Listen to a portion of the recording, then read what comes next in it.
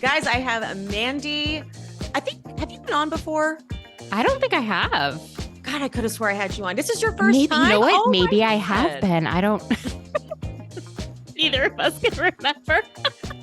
Okay, so guys, I don't know if you guys don't follow me on Instagram, you missed my stories, but there was an explosive story of a Delta flight, and I'm still traumatized from when Candy had food poison or a bug or whatever. And when I recapped it with Kendrick and I, we just had so many questions, like knowing what the bathrooms are like inside of a plane. Like she said, coming out both ends. We're like, what?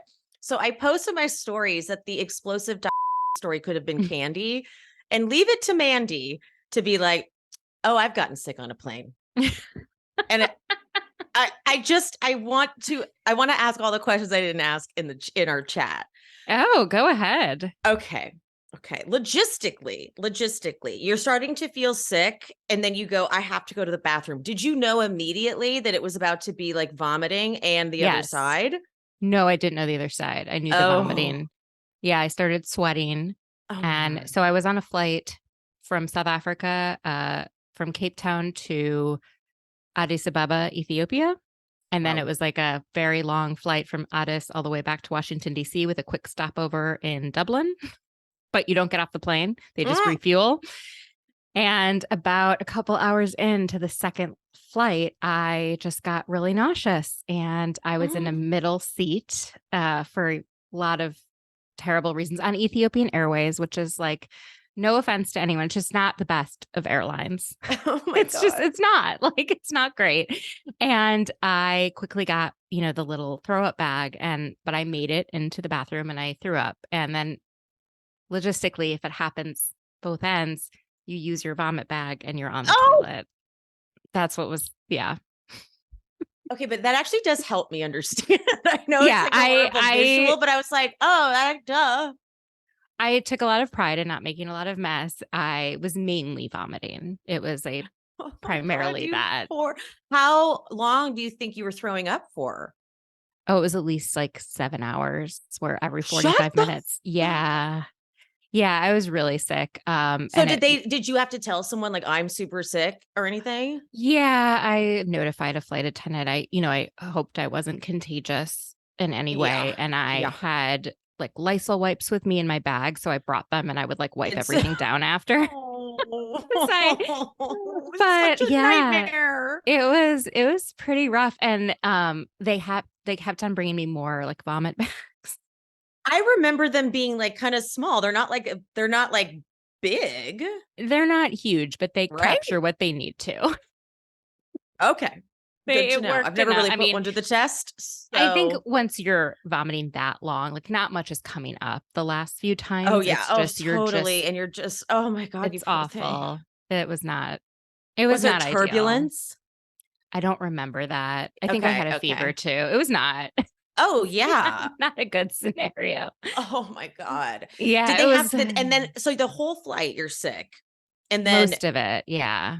Okay, so it kind of calmed down, like it did. Because then I'm like, then you still have to get off the plane, and then you have to like get 17-hour flight. So you could live a whole life during that. You were sick and stopped being sick in the process. It was rough. Getting home was fine because I have global entry, so it's just like you get in really quickly. You don't really have to go. Can you explain to the people why you have global entry? Because not everyone knows how cool you are.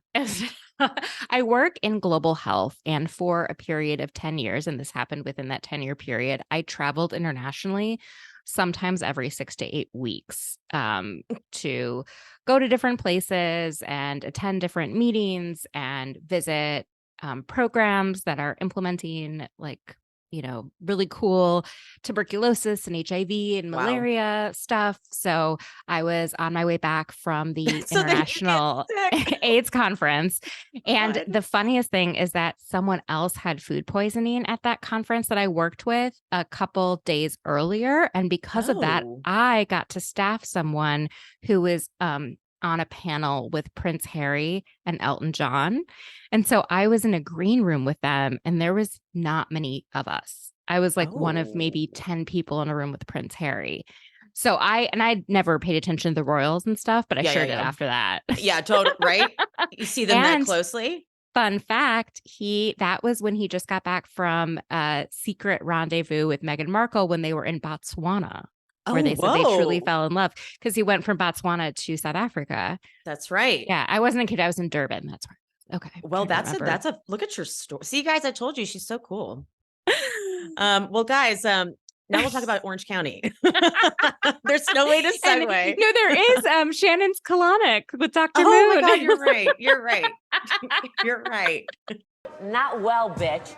Today's episode is sponsored by the revolutionary cookware company Hexclad. When choosing pots and pans, you used to have to pick between the performance of stainless steel or the durability of cast iron or, my favorite, the convenience of nonstick. But with Hexclad, you can finally have it all. Hexclad's patented technology gives you the benefits of all three in only one pan. So I didn't know, but most nonstick cookware quickly succumbs to dangerous wear and tear, and it is not dishwasher safe, and it provides really inferior searing. Hexclad's patented hybrid technology not only prevents food from sticking to the pan, but it also has incredible temperature control and the durability to last a literal lifetime.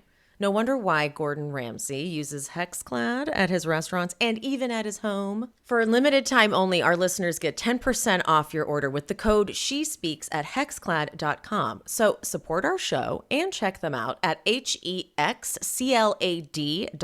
and use the code SHESPEAKS. Now, I am not the best chef in the world by any means, so my opinion doesn't necessarily matter as much as my friend who complains about everything in a kitchen. She fancies herself quite the chef, and she's come over and used these pans multiple times and goes off about them. So she actually used my code and got the 6-piece set. Hexclad 6-piece set is kind of the perfect starter set to enjoy all of the versatility of their products. The set features 3 of their most popular pans with the accompanying lids that can handle literally all of your pan cooking needs, whether it's eggs, burgers, steaks, sauces. Your kitchen will never be the same. Hexclad products are already an amazing value, but all of their products are also backed by a lifetime warranty. That's right, you will literally never have to buy another set of pots or pans for the rest of your life. Hexclad's patented laser-etched hexagonal steel ridges boost your searing power, while the nonstick valleys are constructed with high-grade, non-toxic Japanese coating and infused with diamond dust for extra toughness. Hello, diamonds. These are the best pans you'll ever own. Hexclad checks all the boxes you need when it comes to pick and cookware. They are metal utensil safe. They are dishwasher safe. And they are oven safe up to 500 degrees. They are non-toxic and induction ready. It even has a stay cool handle so you can saute with ease. Some would say Gordon Ramsay is the toughest critic in the world, and these are the pots and pans he uses. So get 10% off with code SHESPEAKS at hexclad.com. That's 10% off hexclad.com with code SHESPEAKS. Bon appetit. Let's eat with Hexclad's revolutionary cookware. What is this, honey? Cold turkey may be great on sandwiches, but there's a way better way to break your habits. And we're not talking about some weird mind voodoo from your crazy neighbor. We're talking about our sponsor, Fume, and they look at the problem in a different way. Not everything in a bad habit is wrong. So instead of a drastic, uncomfortable change, why not just remove the bad from your habit? Fume is an innovative, award-nominated device that does just that. Instead of electronics, Fume is completely natural. Instead of vapor, Fume uses flavored air. And instead of harmful chemicals, Fume uses all natural, delicious flavors. You get it. Instead of bad, Fume is good. It's a habit you're free to enjoy and makes replacing your bad habit easy. Your Fume comes with an adjustable airflow dial and is designed with movable parts and magnets for fidgeting, which gives your fingers a lot to do, and it's super helpful for de-stressing and anxiety, especially while breaking your habit. Stopping is something we all put off because it's hard, but switching to Fume is easy, enjoyable, and even fun, dare I say. Fume has served over 100,000 customers and has had thousands of success stories. There is no reason that can't be you. Join Fume in accelerating humanity's breakup with destructive habits by picking up the Journey Pack today. Head to tryfume.com and use code SheSpeaks to save 10% off when you get the Journey Pack today. That's tryfum.com and use code SheSpeaks to save an additional 10% off your order today. I love that. All right, I'm going to go through the cast and you're going to let me know your thoughts. Okay? Tamra. I think Tamra is necessary, but damn, do I find her annoying. Yeah, that's kind of where I'm going right now with her too. I really loved her. I was so excited she was coming back. I knew why she left, but this season it's like another level. No, it's a really good season. She does a great job keeping everyone on their toes. I think the issue that's frustrating is that I have listened to her podcast and I do think I like her personality, but she seems to change it up when the cameras are rolling, which feels inauthentic. And I really like to see authentic friendships, authentic drama, authentic, comedy stuff going on. Like, I want to laugh and cry and rage about things that are actually happening, not manufactured. And her stuff always feels manufactured. I understand why it's there because it like leads to actual real drama with other people and their real feelings. But I don't think she has any real feelings on the show aside for how much she cares for Shannon. Yeah, the fact that she doesn't normally drink in her real life, and then when we see her on the show, she's like plastered within the first episode. Like that right there kind of annoys me. I'm like, you don't have to do that for TV. However, then so many things that she's done, even while they were annoying, I'm like, but then it gave this. All right, fine. I'll give it to her. How about, speaking of Shannon, how about Shannon? I don't know why, but I love Shannon. Like, I just do. There is something about, because I think she's authentic, because she can't be anyone other than Shannon Storms Bedore. And I find that so compelling. I love her emotional breakdowns. As bad as I feel for her, they are hilarious. She is like a walking exposed nerve. Like, she cannot. No one does On the Verge like Shannon Bedore. She's like, what did Brittany Cartwright say? I'm on the brim. I'm on the brim. I'm at the brim. Out. Yeah. that is how Shannon is all the time. And I'm rooting for her, but she's someone who always makes the wrong choices. And so it's just like, oh God, but you can't look away. No. And the more she tries to produce, she gets it so wrong. Like, she's so bad at self-producing that you can tell she's self-producing. So it's still funny. It's always funny. And it doesn't mean I agree with her, right? But I love her even when I am like, you're so wrong. You're so wrong. Exactly. It's just so entertaining. It's like, it's too good. Entertained by her. And when she's happy, like, that smile radiates, when she's with her dog and her kids, or when she realizes that fans like her, like, it really does seem to radiate because we like her. She's like, has she ever like succeeded in anything in life the way she has on Housewives? Right. She was meant for TV. Like, she was meant for reality TV. Her first season, she came out the gate willing to show it all. And I don't think she thought she was showing it all. I think she thought she was hiding some of it. But nope, it was all right there. And then when they like at the reunion, her first season, when Andy's like, well, you basically told everyone you were in a bad marriage. She's like, no, when did I say that? All I said was, and then she always has her excuses. It's like, no, Shannon, you did. It's okay though. Keep thinking you're subtle. Keep thinking you're under the radar, but you're not. Okay. How about Heather? Okay. I am frustrated that everyone is ganging up on Heather. I like Heather. I like the level of opulence that she brings. I know it's annoying to some people. I like her intellect. I know that also annoys other people.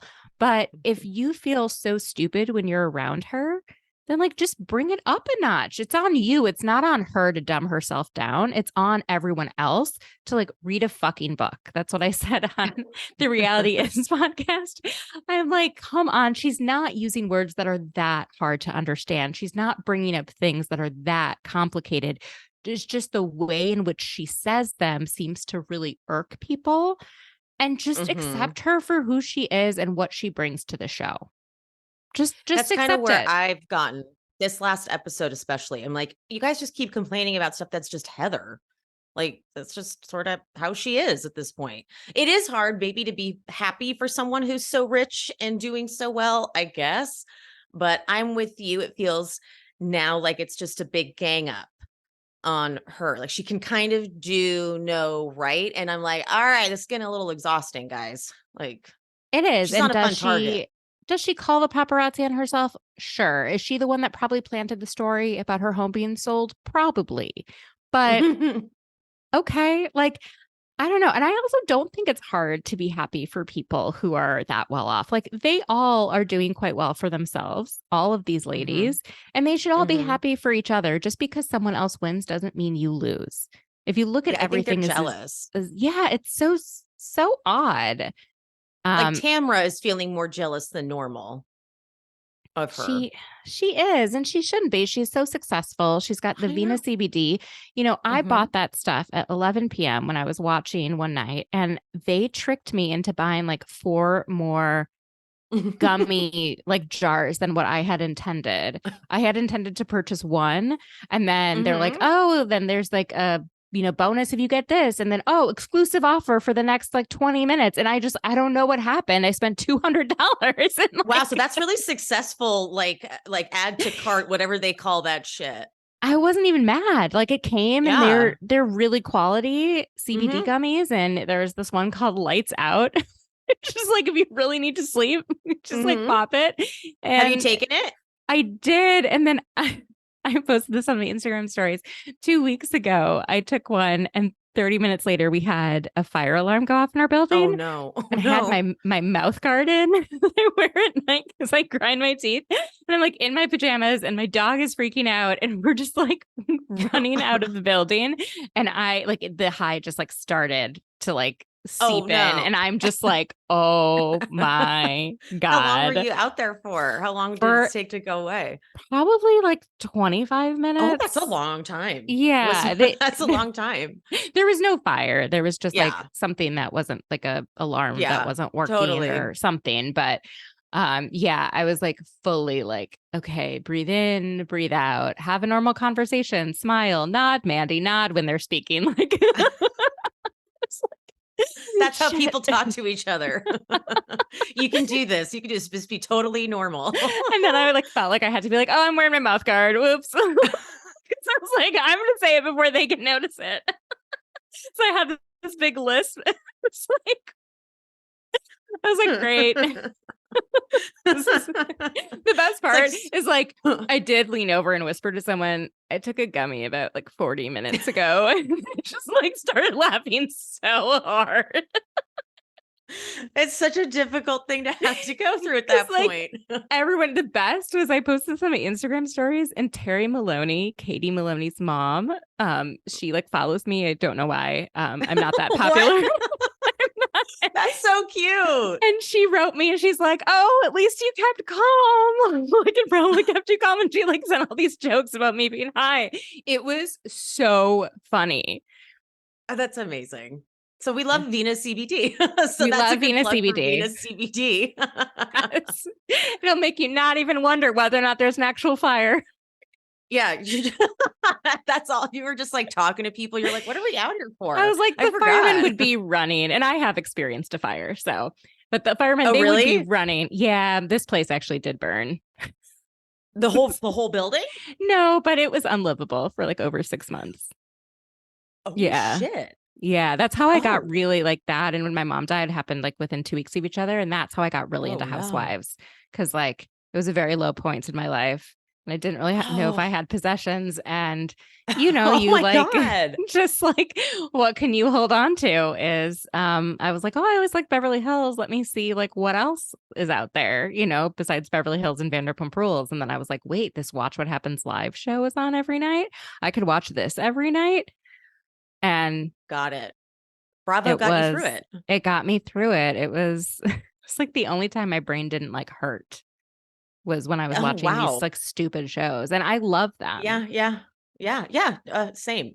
It's only like certain people understand how this is comfort TV, because when people who don't watch it and they like happen to come into the house and it's on, they're like, what is this? This is what you watch to like relax? I'm like, Yes. yeah. I love watching like menopausal women scream at each other. It literally calms me more than the I have Venus it CBC. memorized at this point. Like I could recite it. I could do a one-woman show at this point. All right. So yes, I love it. Okay, let's move on to Gina. How do you feel about Gina? Gina's pretty annoying to me. I do think that she has been necessary this season, but there's so many things about her that I just like want to poke holes in her arguments.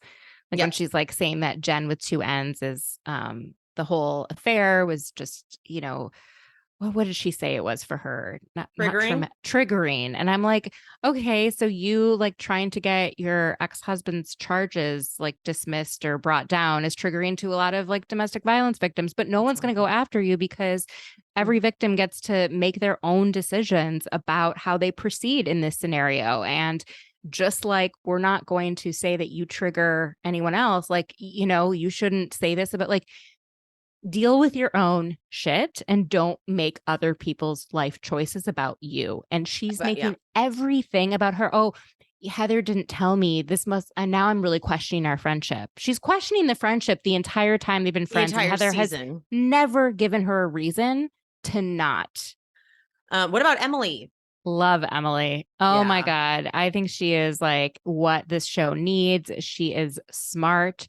She is so funny. I thought she was a bit of a dick this episode, but hey, no one's perfect. Her jokes are funny. Like, who was it? Her that called Heather like a whale trainer when she was wearing like, that's so funny. That's so true. All of her, even her like mean comments are so accurate. That was so spot on. It was so spot on. And like, that's not a mean thing to say. That's not body shaming. She was literally wearing what looked like an entirely black, like skin tight wetsuit. She looks like she's at like SeaWorld. I don't know. It's so funny. Emily's so funny. Now, I've always followed like kind of had a side eye for her because she's followed some like really crazy conspiratorial QAnon accounts. Yes. But maybe she's just like laughing at them too. Sure. I don't know. Maybe she just, and I love her work with the Innocence Project. That is so important. And it's such a like noble and like really important thing that like, I don't think about that often. I'm not like, oh, who's in prison wrongly? Like I really appreciate it. I'm like, wow, how many people are actually, and she's like 100,000. Oh my God. People are behind bars that are likely wrongly convicted. So, I went through a phase where I was obsessed with that because there's I think it's called The Innocence Project. I think there's a Netflix show called that, where it was a series, all different stories of people who've been incarcerated, wrongly convicted. And I had to stop watching after a certain point because it's so sad. These people are like in there for 25, 30 years. Your life is over. Oh my God. It's like, it's an obsession I have. I think that was one of the best episodes of the OC ever, was the one where she did that and where it was juxtaposed to Shannon freaking out about her like taco party and Emily being like, when I think about my problems and then I like look at these people, I'm like, oh my God, I have no reason to complain. And then Shannon's like, I have no reason to complain. And then Shannon's like frantically putting decorations out and saying, I'm not going to do this. I am not. This is my life. Totally out of touch. It was incredible television. I think I watched that episode twice. I was like, this is so good. It was a good episode. It had it all. It did. And accusing Gina's kids of maybe going to CPS. Yeah. I mean, that was insane. That's when Shannon really should keep her mouth shut. She was so wrong for saying that and so inaccurate. I know. I'm like, not with the DUI. Yeah, It takes a lot for CPS to get involved. Yeah, let's not do that. Okay, last, Jen. I love Jen. I love Jen with two N's. I love all Jens with two N's. I've never met a Jen with two N's I don't like. I'm serious. Every person. We love Jen with two N's. It's great. She's so perfect. I love how calm she is when she talks. It makes me feel zen. I agree. She makes me feel zen too. She's good. She's meant to teach yoga. She is. I would love to hear her voice, like walking you through the poses or like a guided meditation. I am here for it. She's missing out. She should do that. She should totally do some guided meditation. Her voice is perfect for it. She's beautiful. Her family is lovely. The guy, okay, I'm going to take a kind of contrarial position on him. Obviously, we all had side eyes for him. But when her like best friend met him and it not met him, but like spent more time with him. And she said, I talked to him more than I've ever talked to your ex-husband of God knows how many years. Mm-hmm. I'm like, okay, I trust the best friend more than I trust Tamra. Okay. I got a little bit of backlash for saying the same thing because I was like, I don't want to say I think he's a great guy, but I'm just not getting that this is some guy who like secretly really hates Jen and is just like, what an idiot. And she's out. Like, sure. Was there an issue at the beginning?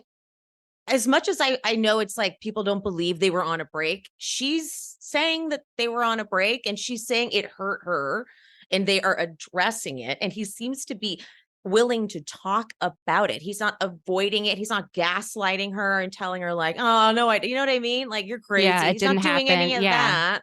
And when the friend liked him, I was like, I mean, I don't want to say, look, does he dress poorly? Yes. I was going to say his true crime is his fashion choices. That's the part I'm more offended by. Honestly.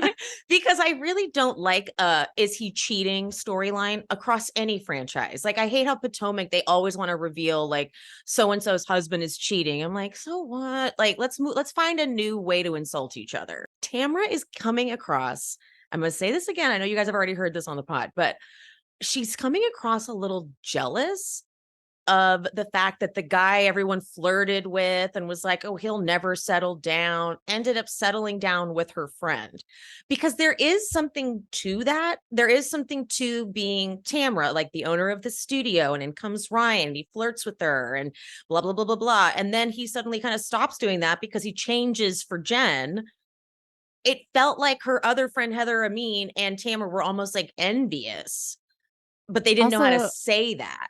Yeah, I don't trust this Heather Amin at all because if she was his like really good friend, then you would be happy that he found someone that's stable, that's loyal, you know, like to him. Exactly. That's what I would want for my guy friends. I wouldn't be upset that they got with another one of my friends. I'm like, oh my God, I got to hang out with you both now, you know? Right? That's what I would think. Why I don't fully, because he's like, remember when Heather were like bombarded Jen at that party? Yeah. And Heather was like almost in tears over the fact that she got the dick pic. And she's like, I've never, ever, ever been with Ryan like that. I'm like, why are you crying? Like if my guy friend sent me a dick pic and we really, I'd be like, what's wrong with you? What is wrong with you? You absolute. And he's like, oh my God, I meant to send that to Jen. Like, it just doesn't seem like it would be, because now I am believing the dick pic story. Now I really am. I know. I'm starting to question everything after that friend said what she said. Yeah, I was like, it didn't add up to me. Yeah, that's not someone who's trying to get on the show, right? Yeah. Like Heather was trying sort of to walk her way into filming. Yep. This is a friend who did like a one-off scene that's not interested, who's an actual friend to Jen. And exactly. I'm more likely to believe that. Plus, there's so many times where they make someone look bad, like Shane. And they're not actually bad. They're just an eclectic taste. And yes, again, are his clothes criminally bad? Yes. Terrible. We're not saying they're not. But it just doesn't, it feels too, it just feels immature. It doesn't really make sense to me. And Jen is not running from it either. Like she's not saying, that didn't happen. She's not seemingly denying anything, even though Tamra kind of keeps insinuating that she's not telling the whole story. She's even doing that on her podcast. She's even doing that on Watch What Happens Live appearances, as if Jen is some liar. I'm like, I'm not a great judge of character, but I'm not terrible at it. And I just don't get that vibe from Jen. I mean, we've known Tamra to lie before. Yeah. So, right? She's not the best person to call someone else. I feel good because I should probably add Ryan to this to this whole intro of like how do you feel about people, because I feel like I got like a comment on the episode that I said I was starting to kind of believe their dick pic story. Like, is that bad? Like, I'm starting to believe him. And someone commented that it makes them really sad that I have such low self-esteem and I need to work on my issues. Sorry. People are so She funny. thought she was being nice, but I was like, this kind of makes me feel like shit. That's why people are so funny. They like really think that what they have to say is something that you need to hear. And one of the most important lessons I've learned in life is that most of my thoughts, while I will share them freely with you on a podcast. Like, people don't really need to hear them. I don't need to go out of my way to tell a stranger that I think that they have low self-esteem. That's not beneficial to them. I'm sure they're not going to take it well. No, I was like, so it kind of feels like you're saying you're sick of me talking. I don't know. Like, it really threw me off. So I've been hesitant to tell my truth about Ryan, but I'm happy I'm in good company right now. Like, someone once wrote, I don't know if it was a review or a message or something, that like, I'm desperate to be famous. Which is, I literally have like, I don't even know, like 1,000 followers on Instagram. Like, I am not interested in it. I am not trying to make my podcast like a bigger thing than it is. I'm there's not one person who'd be like less interested in being, especially Bravo famous, like in Mandy, this space. if you're getting that review, it was only one person. Anything. People will say anything because that doesn't even make sense. I mean, I laughed. I was like, no one's ever said that to me. And I like know my flaws, but like, yeah, you're like, this one isn't one of them. No, that's not one.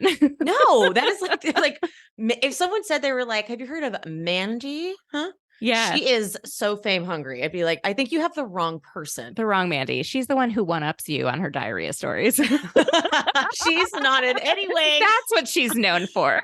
What are you eat? That is okay. That actually, because I get all kinds of weird, wild reviews, and that one makes me feel good. That one makes me feel like people will just say anything. They really do. I did an episode maybe 3 weeks ago with Chelsea from Oh No Chels, and we talked about mental health and social media and Bravo, and specifically the online disinhibition effect, which is a psychological thing that I discovered, which is why people behave so differently online than they do in their seemingly like real quote unquote lives. Fascinated. And we went through it, and there's so many things, like just the fact that you don't make eye contact with someone while you're typing something to them means that you're more likely to say something that is either out of character or mean, or divulge information that you won't even share with your closest friends, but to a stranger. Totally. There's so many like the reasons why people behave differently online. And I've been really into it since the pandemic, because so many people had because it went so crazy. Anxiety, yes, for good reasons, frustration, economic issues, like, and people were taking it out on each other, right? And in politics, and everyone getting so mad and having to be on the one side, or you're good or you're evil, or you're with me or you're against me. And people just went wacko on complete strangers. And there's sort of a mob effect too, where online, especially on Twitter, and it's like, what causes that? So if you guys are interested, go listen to that episode, because Chelsea is a mental health professional. I'll throw that. I'll actually put that link in this description. I'll put the link to the episode specifically in the description of this episode, so you guys can just hop over there. Link. You can hear the fact that I make many mistakes talking about mental health, including being like, "Wow, that's so crazy." She's like, "Stop saying that." You're really the word that we use. Like, that person is nuts. To quote the ancient African proverb, I said what I said. I don't know about you, but I always want to be that person when they travel. They look like that smart, stylish traveler, But I want to have a bag that can carry everything too. Like one of those smart bags, like 15 pairs of underwear for a weekend trip. Sure. Are you deciding between a pair of shoes? Don't worry about it. Bring them both, because you have Bays. I have owned the Bays tote bag for about 3 years now. I needed it when I was still a notary, and I would have have document packages of like 250 plus, and I have like 3 sets. So this thing has been through the ringer. I've traveled with it too. I've stuck it under planes, like shoved it under there, and it is holding on strong. I actually am shocked the straps haven't broke, because usually when you get a nice durable bag, the straps look like backpacks. But look how chic. And still holding on just fine. Béis was created by actress Shay Mitchell to make sleek and affordable bags, luggage, and accessories designed to help you travel effortlessly while still looking fashionable. Goals. Béis has thought of everything you could ever want in a piece of luggage. 360-degree gliding wheels, a cushioned handle, built-in weight indicator, washable bags for your dirty clothes, and all the interior pockets you need to keep organized. Their luggage comes in multiple sizes and colors, and for shorter trips, the Weekender bag is super functional and even has a place to store your shoes separately. Every piece is made to look better with miles, so you don't have to worry about it in cargo or overhead. And Béis has over 30,000 5-star reviews. So whether you're packing for a quick trip or looking to breeze through the security line, Béis has your personal items covered. Right now, Béis is offering our listeners 15% off your first purchase by visiting beistravel.com/she-speaks. That's BEIS travel.com/she-speaks. Enough! Did you watch What Happens Live with Gina and Emily? I did not. I fell Ooh. asleep. Okay, yay. Okay, good. Then I can inform you. Okay, couple fun things came up. They asked if Shannon has reached out to Gina since the CPS comment, and since she saw that she did in fact say it. She has not. And I'm actually a little bit surprised by that. I bet she's waiting to the reunion. Aren't they filming like today? I think they're filming today. Yeah. Yeah. But isn't that always a faux pas? Like usually when you get to the reunion, what you'll hear someone say is, I did already apologize, but I will apologize here on this platform. But when they don't apologize ahead of time, it's like, oh, now we're at the reunion. Now cameras are on. I hope it goes down like that, because that's fun.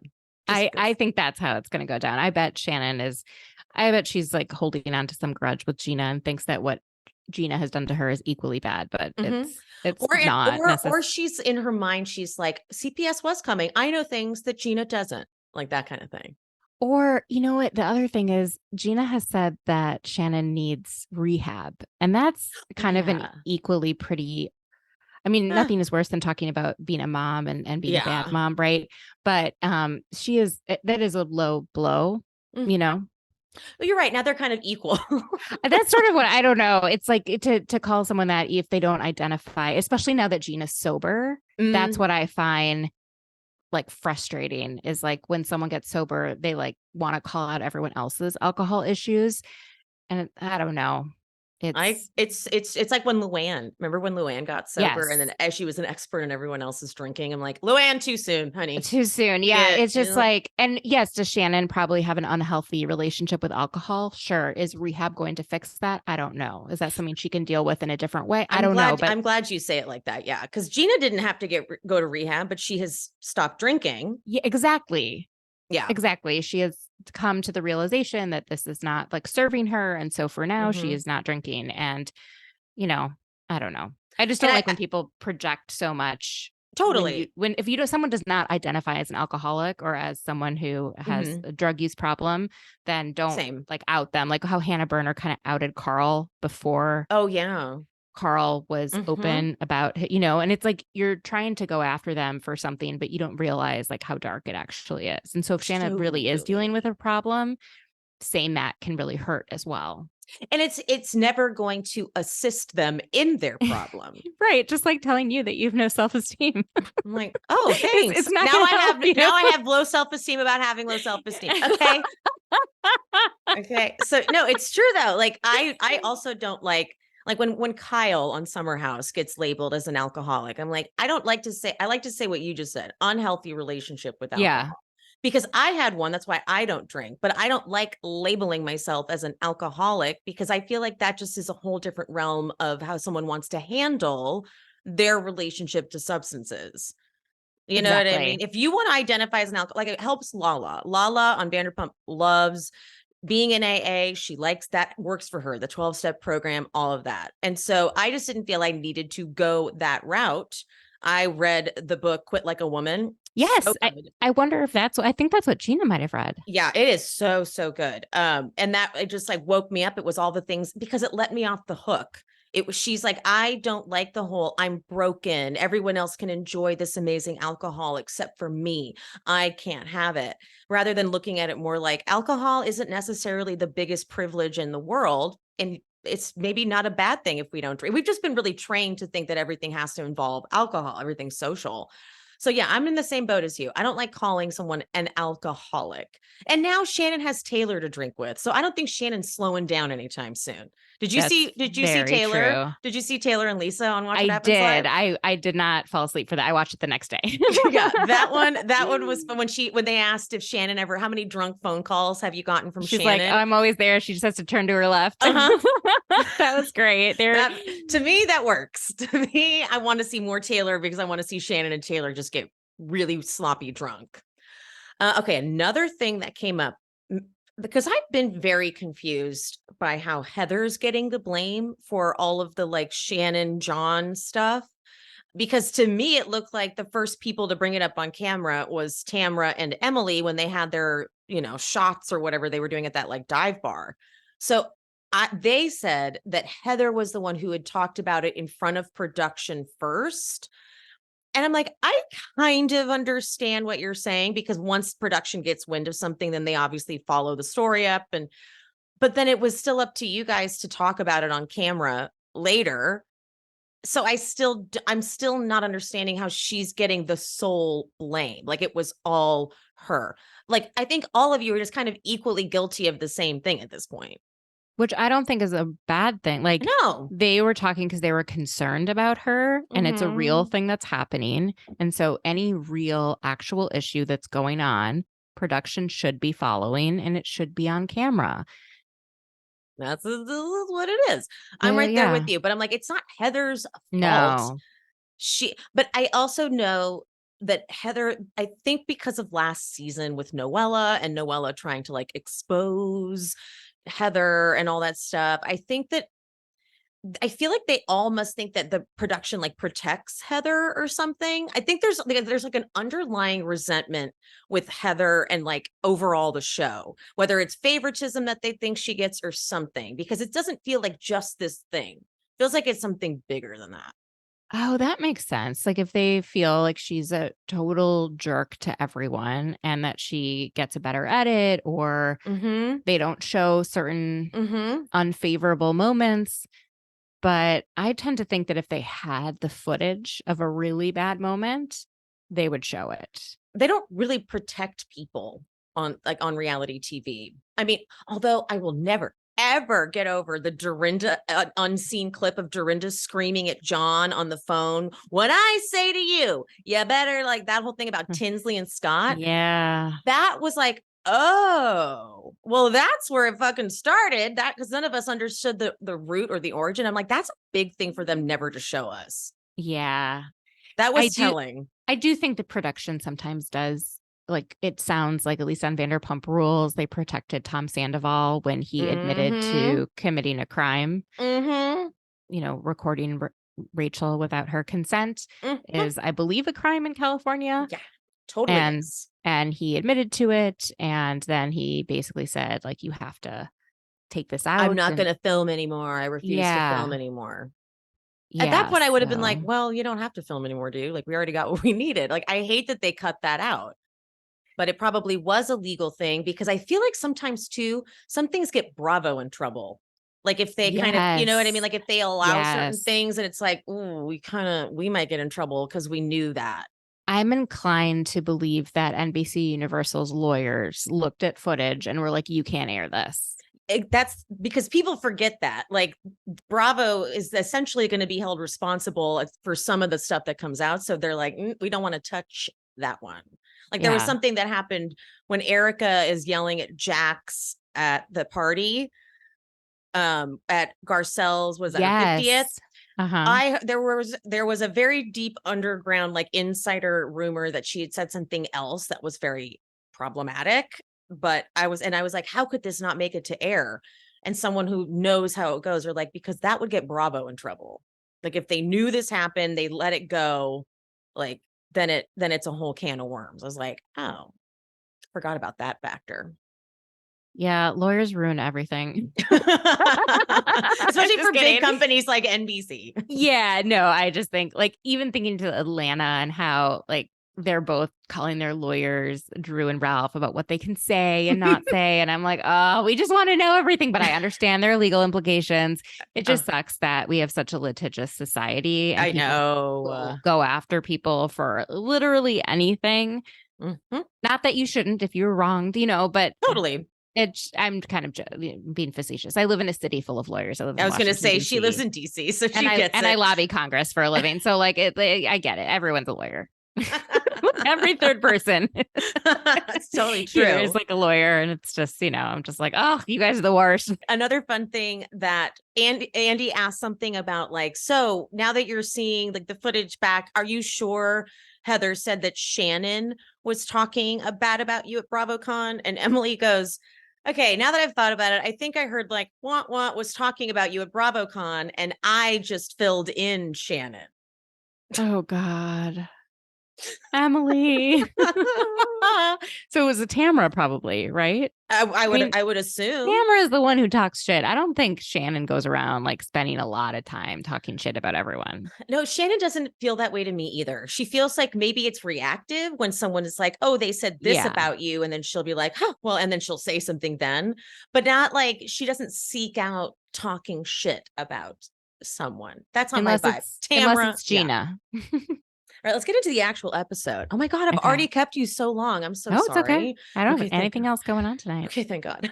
Okay. Big news, bigger secret. Shannon. Okay. I love that Shannon goes to Dr. Moon still, and all this man does is just troll her. Like he just is like, you eat too much, talk too much. She's so like unfazed, but Shannon just keeps going time after time. Now she's working on a Cytolonic in part, which is a brilliant plan for Shannon. If anyone should do a Cytolonic. What's a Cytolonic? Okay, it's a colonic that seems like they sit on it. Like it looks like it's put on a toilet, it looks like. And then you sit on it and then you sit on it and saline up your ass. And then And then where does it come out if something's shooting up your ass? I don't know. Those are the logistics I don't get. I feel like though with the colonic, you put the saline in there and then you vacate the apparatus. And then it's like what two goes different up must things. come down. Yeah. Yeah. So like it's like it goes in and then you let it work in your system, and then you go to the bathroom. Yeah, I'm not a big fan of that kind of stuff. No, I just think there's so many things that disguise themselves as wellness and good for your health that are in fact not either necessary or perhaps not good for your health. I mean, your gut health is like such a important microbiome, and you don't want to disrupt it. If you take antibiotics, how much it disrupts your biome, and the importance of taking probiotics. The idea, or like, for example, Emily, when she got rid of her nose hairs, I was like, no, like as an infectious disease person, I'm like, no, they like trap viruses and bacteria. What? Yeah, like part of the reason you have them is to like filter out some of the stuff that gets in. Oh. Yeah. I didn't know that.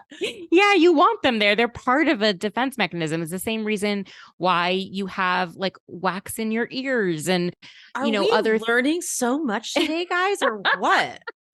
I'm such a biology nerd, but seriously, like there's things that you don't want to mess with. No, and I got the one I think it's a colonic, but I went like in somewhere to get it because someone had got it for me as a gift. And I didn't have this amazing experience that everyone else did because I just felt really weird after for a while. My stomach didn't feel quite right, but they tried to pitch me on a whole package. Like they recommend like 10 in a row or something. And I was like, I am not interested because my body has to know how to do that. I don't need it. Like it doesn't need to be disrupted that way. Exactly. Unless a medical professional unless it's necessary. Yeah. But I think a lot of times I worry that if Shannon were, God forbid, like to ever get some sort of serious illness, I really worry about the route she would take. I mean, she has talking about, she knows really good doctors for cancer and all that. So I would hope that she would lean on that. But this whole Dr. Moon stuff makes me just a little anxious. Especially since she doesn't seem to get any better. They're splicing it in with the 2017 session and now, and I'm like, right. So is he just say the same thing every time you go in? If it makes her feel better, that's all great. it is. Yeah, But exactly. Don't discount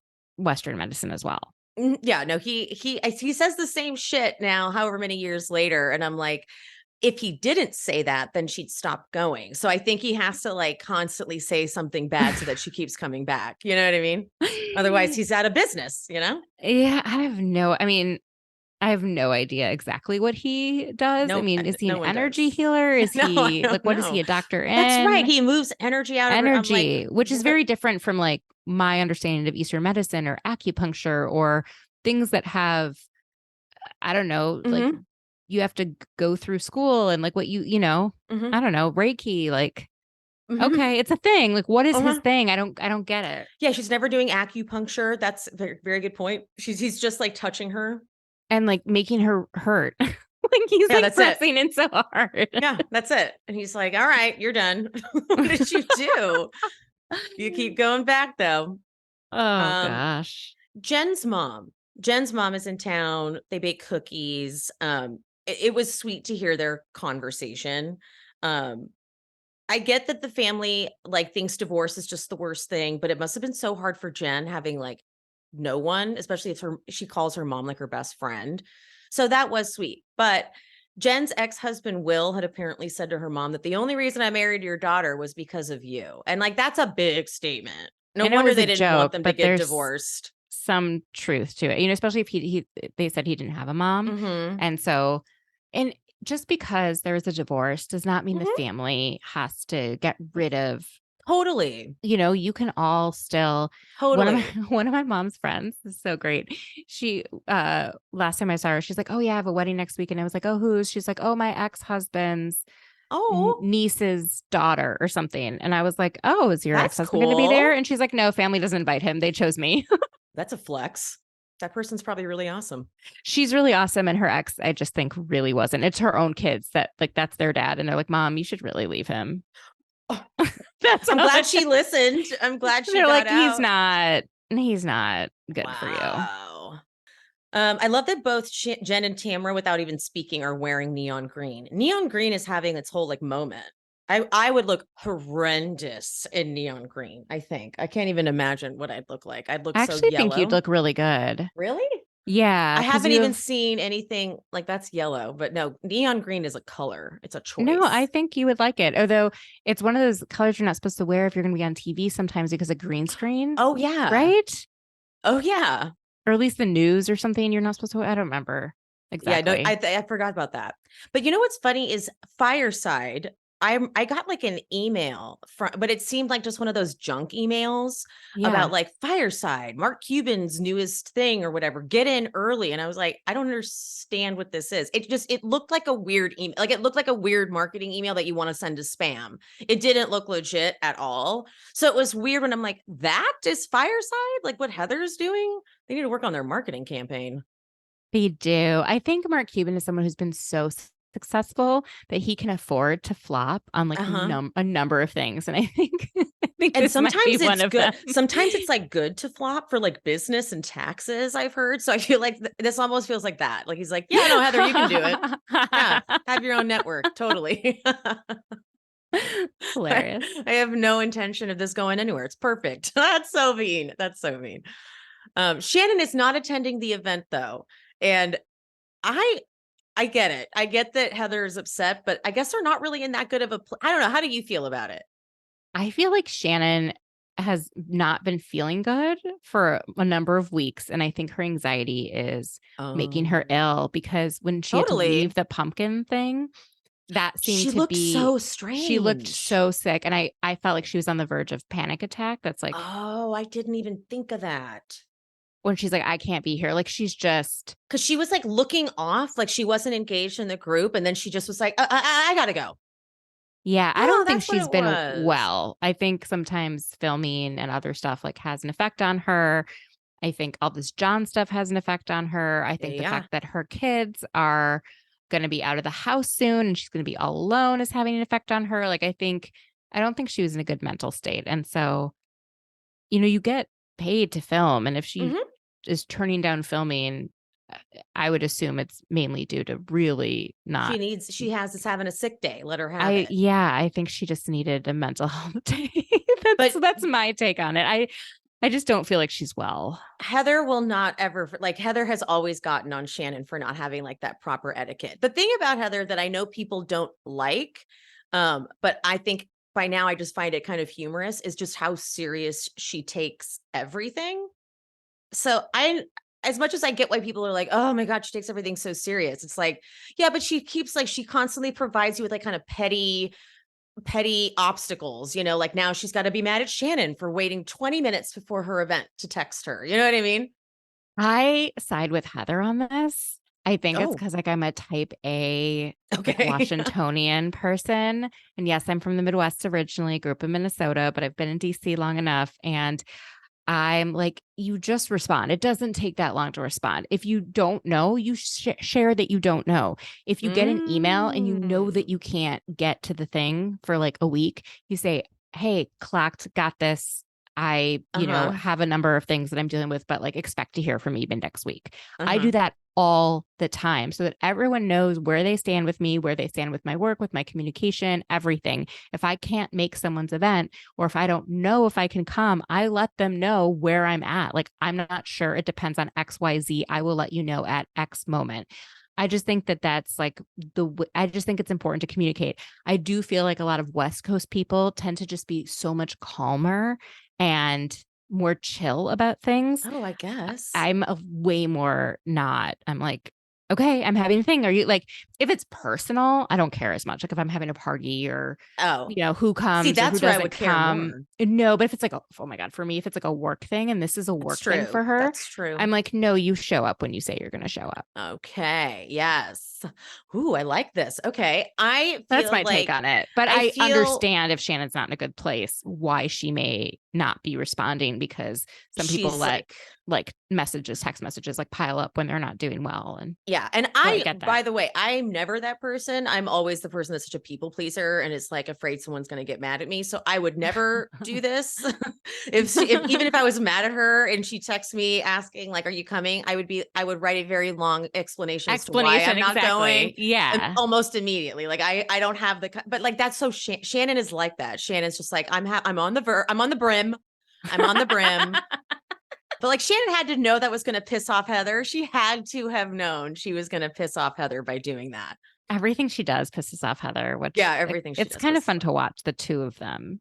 Yeah, because there's such different energy. There's such different neuroses on either side. And both are neurotic. Yeah. So they're like equally neurotic in completely different ways, but they don't match up in their neuroses at all. Okay, Emily is ticked. She's ticked at Heather. Because Heather told her that now we know that Heather maybe didn't say Shannon. Now we know that she said someone was talking shit about her at BravoCon. But then she was like, but I can't tell you, it's in the vault. And that's annoying. That is annoying. If in fact that is what was said. But I can't imagine Emily like inventing that. She would say like, oh, they talked some shit, but I'm not going to tell you. Like, that would annoy me. But then just say it. Don't like come and drink 8 glasses of Prosecco. And that was a little bit out of line. Was it hilarious? Oh yeah, it was I was laughing immature. out loud. It was immature. It was kind of funny. Whatever. It's I would be annoyed, but I've had people like I'll get this DM a lot. I'll get a DM that says, "Do you want to hear something crazy?" And then nothing after it. And I'm like, yes.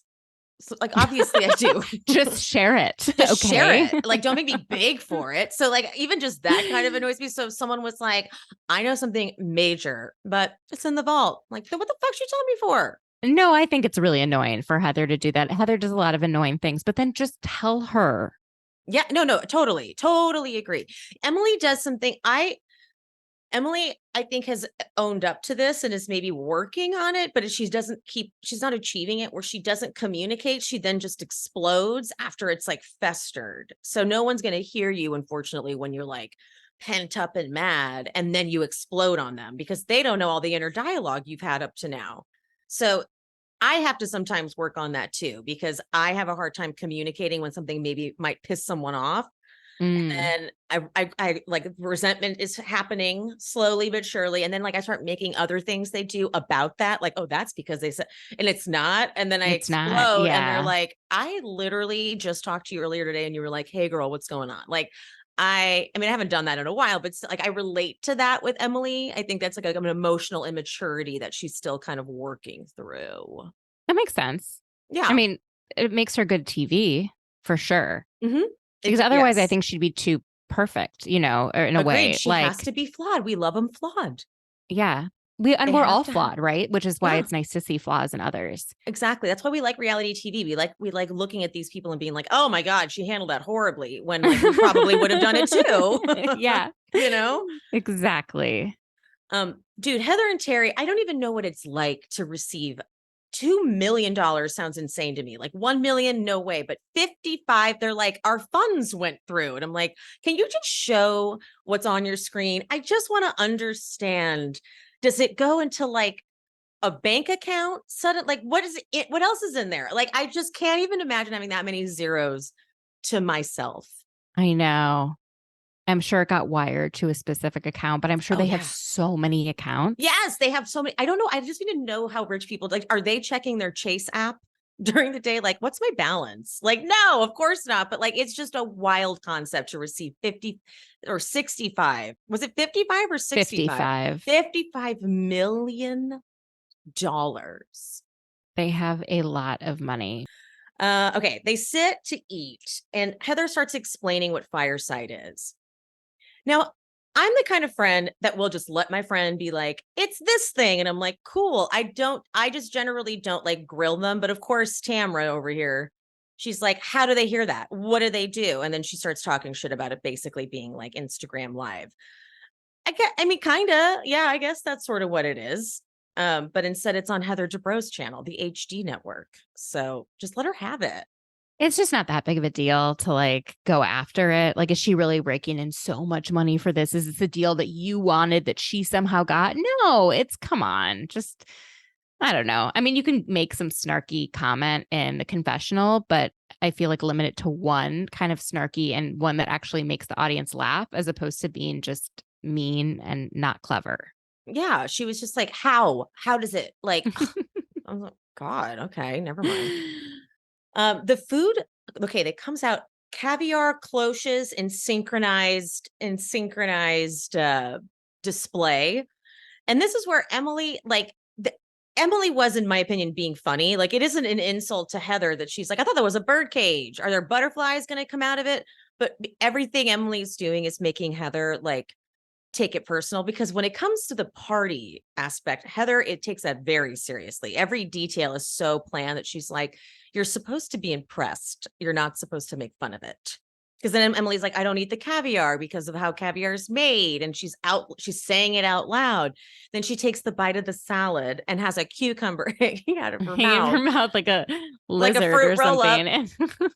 And then she says there's sand in, no, I'm sorry. First she says, Heather, I think you should put your name on more things. That made me actually laugh out loud. That I was like, ha! I just wish Heather could laugh at it and be like, I know, right? It's so silly. Like, if I had a party with EH on everything, I would know that it's ridiculous. But Heather Right. does not acknowledge that it's ridiculous, Heather. But Gina's confessional is accurate. She's like, what are you doing? Wait until after the party and then just call me and we'll talk shit like normal people. Exactly. That was that's why Gina, like, she's redeeming in certain ways. Her friendship with Emily is typically what redeems her, you know? When she's like, Emily, you're being a dick. Like, yeah, like, stop. You're embarrassing me. That's a good friend. Yes. That's a good friend. But Emily won't stop. She's like, I'm surprised we didn't get branded with HD on our way in here. I'm like, oh no. Like if I would be Gina in that situation too, just like squirming, freaked out. And then Emily's like, did you get sand in your salad? She checks with everyone. Did you get sand in your salad? And Heather is just like pissed as hell. And then she goes, the most important thing is, did you like it? And Gina goes, she loved it. She loved it. It went down. So she loves it. But then Emily goes, yes, I love sand. I'm like, God. So crazy. Emily. But then Gina and Emily, they go to the bathroom and Jen's like, oh, Emily's a little too drunk, to which Heather says, we're past that. Okay. We don't do that anymore. And I'm like, you're sitting next to Tamra, by the way, who's done that like 6 times already this season. I think Tamara knows every time she does it, though. I think Emily accidentally got drunk Yeah. a little bit. Does that make sense? I feel totally like get Tamara that. does it so that she can say, I was so drunk. That's a really and then, good point. but I don't think Emily intended to behave this way. I don't think she like got up and was like, I'm going to drink so much that I am unhinged and make everyone uncomfortable and upset Heather at her party. But I do think Tamara wakes up and is like, I'm going to drink so much that I do X, Y, and Z. And then I'm going to say, I was so drunk. I didn't know what happened. I'm so sorry. That's It exactly just, how it I feel seems too. more like calculated, and Emily just seems to have kind of gotten carried away. Especially that boat party where Tamara, like on the way in, was like, we're going to get wasted tonight. And like I said, she doesn't drink in her real life a lot because she's Which just is so weird. I know. And so Like, she's going to it's get just drunk weird so to easily. It's weird to have the dichotomy. That's what I mean. Like, not that it's weird to not drink. It's weird to completely change who you are when cameras are rolling.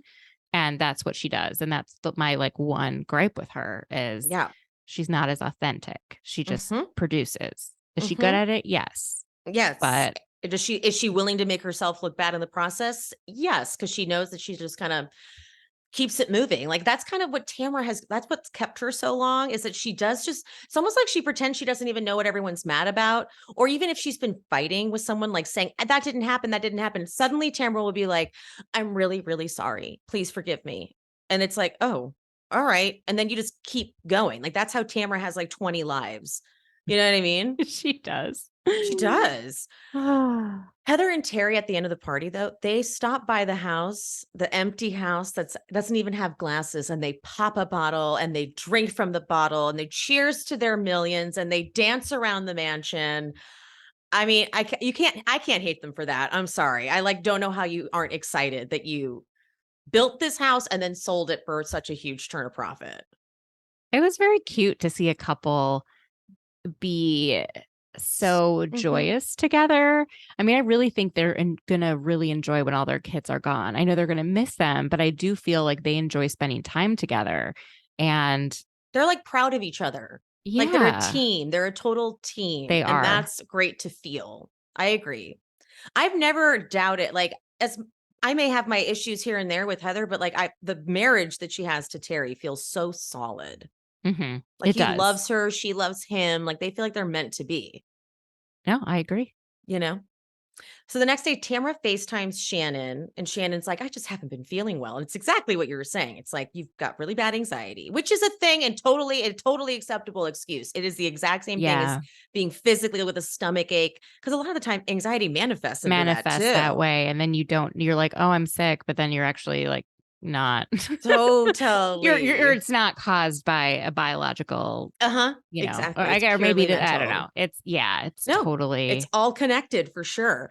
But Heather drunk dialed Shannon the night before when they were in the house and was like, how could you not call me or text me before 20 minutes before the party? I just love that, like, they got a little buzz and she's like, I'm gonna call Shannon. Hey, like, don't do that now. So of course, funny. Shannon's like, I can't believe, here we go again. Shannon gets everything, anything you do to Shannon is the biggest deal. It's like, wow, wow. Oh, well, I guess. Okay. Wow. Oh my God. All right. She gets flustered so easily. So easily. Like, so easily. You didn't text her until 20 minutes before the event. Heather's going to get mad at that, but it's like, well, I guess I didn't know. While they're on the phone, they're talking about like the Mexico trip stuff. That's when Tamara gets the text about the Dubrows selling their house. I don't know about you. I don't know why to me, it makes sense that they wouldn't say it. but maybe I'm just like, am I being biased? I don't know. Like, to me, I'm like, well, they probably couldn't talk about it. They couldn't talk about it with the NDA, but once the sale went through, I think they could say that they sold it. I don't think they could say who they sold it to. Yeah. But she could have definitely said it at the HD party, but I think she just made the decision that I want this party to be about my like Fireside Network, and I don't want it to be about anything else. And I know that if I talk about the other thing, the selling the house, then that's going to be the story. It'll overshadow. And I really want people to be curious about Fireside after watching this. That's why I think she made that decision. Yeah, I think the reason she didn't tell anyone is because it does leak, and it's not just telling them. It's like production hears, everyone hears. That's what I thought too. Stuff leaks from set all the time. And it is not always the cast. It could totally be someone on the crew. And did they film scenes of her like with Josh Altman and like selling the house? Yes. But I do think there's more producers that would be aware of stuff had they told everyone. And I mean, I don't know. Also, I do feel like she's worried about the backlash that she's going to get from them. Like if she told them, they would probably be like, oh, so annoying that their eyes. She's bragging. Like they'll come up with a reason. And so she's like, I can't win. Like I can't win. So I'm just going to do this on my terms. And yeah, I get that. To me, it doesn't equate that Heather doesn't tell them anything. But maybe there's like a bunch of shit we don't see because she doesn't talk about it. But I feel like she's been open about her kids going to college, and she's been, I just don't think she has. Oh, what? Tell me. Ace's story. And I get that. And I think that's because it's Ace's story to tell. It is Ace's story to tell. And I do think it is a very dangerous climate right now for transgender children and parents of transgender children. It's an extremely dangerous climate. Yeah, I assume she wouldn't tell that story because the audience that watches these shows is not all accepting, and that could just pile on some awful comments. Most people are not accepting, and it could be dangerous for her kids and for her family. So I understand that, but I do think that is a big thing that's been going on in her life for a number of years that has not been in front of the camera, that she probably does talk to the other women about, but isn't part of the show. But I mean, would that really bother them? Wouldn't they know? Wouldn't they understand? I don't know. Maybe. I mean, I'm trying to think of anything else that they hide. That's what I'm saying. Because besides that, I don't really find Heather's life to be all that full of strife and turmoil for her to need to she'd have to invent a lot of stuff. I think they want her to say that her and Terry aren't happy and he's cheating on her. Right. Like they want her to do that. And she's never going to do that. It's just not what's happening. And they want it. They're like, they hate it, but she's just not going to. Like, Tamara, then you say that about Eddie. Like, there's been cheating rumors and accusations about him, but that's just not your truth.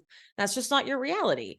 So I just don't think Heather's one of those people that's going to be like a Shannon who always has something kind of tragic happening, Yeah, I agree. So anyway, because Tamara's like, she talks about you, how you don't tell us everything, but when it comes to her stuff, she keeps it secret. I'm like, that is so stirring the pot. And there's such a difference between not telling people during a very short time period when you're selling your house versus hiding your relationship from the cameras for 3+ years. Yeah. There's just there's no comparison. It's not the same thing. It's not.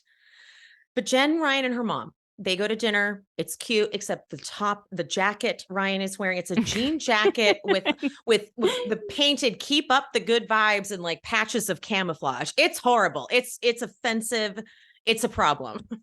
It wasn't until someone told me he makes it. He buys clothes, and I think he makes them that way. I don't think he buys them that way. This isn't like a Melania, Mandy. I don't care, do you? This isn't that. Mandy, someone told me this, and my mouth was like, wait, you're so right. Because you can't find it sold anywhere. And if every single jacket that he owns is like this, what brand sells things like this? I've never seen anything. Never seen it. Exactly, because he makes it. I'm convinced. I don't know if Because- it's true, but it's my truth. Because in my mind, then I could see how he made this. I saw he bought a jean jacket. He took camouflage and then he took a paintbrush and painted "Keep Up the Yes. Good Vibes." Yes. I really believe he does. Okay. Well, that's the red flag we should all be looking out for. Okay. Because, wow. Because Yeah. you're right. It's not like an Ed Hardy thing or something. That's No, because that would kind look of cooler. that vibe. It's kind of got that vibe to it. It's But with wannabe Ed Hardy. It's yeah. not achieving the level of cool. Yeah, no, yeah, and even Ed Hardy's like still kind of dated at this point, like Oh, it is. I have fine. no idea. I just that's what the kids tell me, but I mean, I don't wear any designers, so like I never know. So like I just assume if someone's wearing something I don't recognize, it's like, oh, that's probably like Fendi or some shit. But what Mhm. you're saying makes an unfortunate amount of sense. No, I think he buys like a jean jacket at Old Navy and then like goes to town at an art store. Mandy, That's what I think is going on. I hope he starts a YouTube channel where he shows like it's like a clothing like crafting YouTube channel. I mean, he He should already is embrace selling it. merch, right? Is he? So the first time that Jen was on Watch What Happens, it's the only time she's been on, but he was in the audience and he had some sort of like almost like dick pic merch, like joking. I don't remember what it was, but he's like, wow, Andy was like, wow, you've already got merch and we like barely know you, you know? Oh, that's not a good sign either. No.